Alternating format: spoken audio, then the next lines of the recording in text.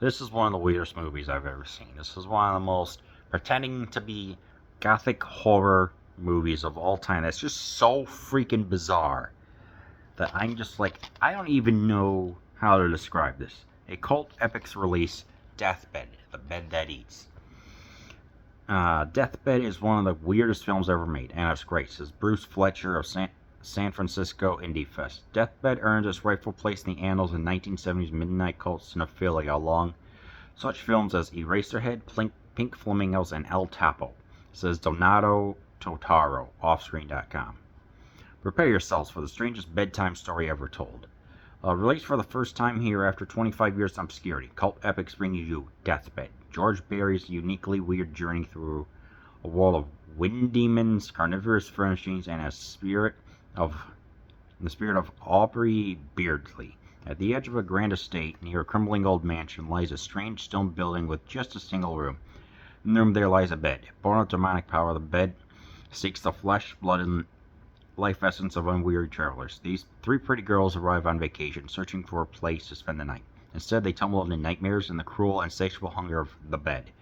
Deathbed is one of a kind experience. Comic, horrific, and dreamlike. It truly has to be seen to be believed. Discover this neglected marvel of American horror for yourself. 100% on that. It was shot on a budget of $30,000 in 1972, but it didn't get released until 1977. So there's just this this four-sided poster bed, a chamber bed. It's just so weird. I mean, the bed itself, it doesn't talk, but it snores. You can hear consuming sound effects if I were to consume an apple. It's just such a unique movie. This DVD transfer, it's done in kind of a grainy quality, but I mean, what can I say? I guess I can say we get a lot of victims that are slowly devoured, and when they are devoured, we get this bizarro set of just all this. Obviously, when it's about to consume, some orange liquid comes up, like it was like there's some orange dish soap or whatever. And we go down, we get to see the currents and everything, like it's a waterbed. And then as everything is done, we get to see just this close up of everything. I'm just looking at it like, what is this? I mean, it's just this watery, inky substance that we get to see it just eat everything, including drinking Pepto-Bismol, because this, yeah, for its stomach. There's some stuff of like where there's this whole family that was eaten by it because there was this demon or something like that. It's just so freaking bizarre. And I first saw Deathbed in 1988. A friend of mine, blah blah blah.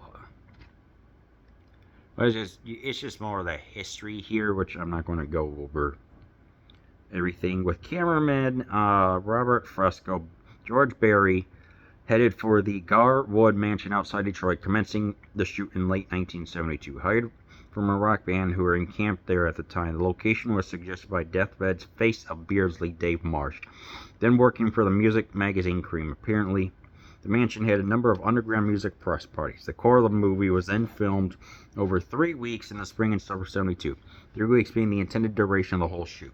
However, delay soon crept in. Further film results in the fall of 72, including key images for the fiery climax of the film. Sometime in 73 or 74, another long weekend shoot was arranged, adding further material. So yeah, it's just a... I'm not going to like read everything here, but just go ahead and pause and read, you know. I will slowly transition over. It's just everything that goes on, you know. They talk about demonic possession, how the demon sleeps once every 10 years.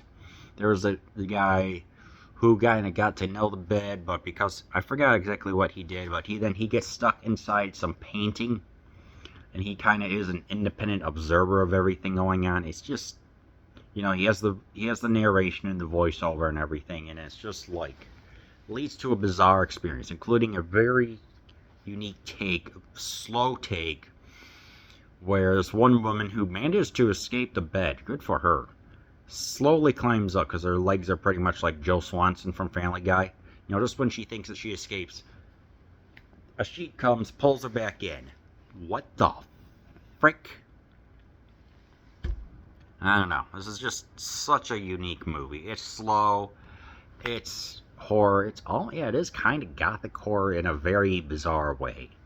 The director, George Barry, with an A, said that he had a dream about the bed. He didn't know if he was the observer, if he was just inside partaking in it, and made his way into truly such a unique and oddly fascinating film. You just have to watch and see, just for how almost art housey in a way it is. You know, the bed itself has a fiery climax where it burns. So yeah, definitely one of the weirdest movies ever made. Just so bizarre. Just watch it. Deathbed, the Bed That Eats.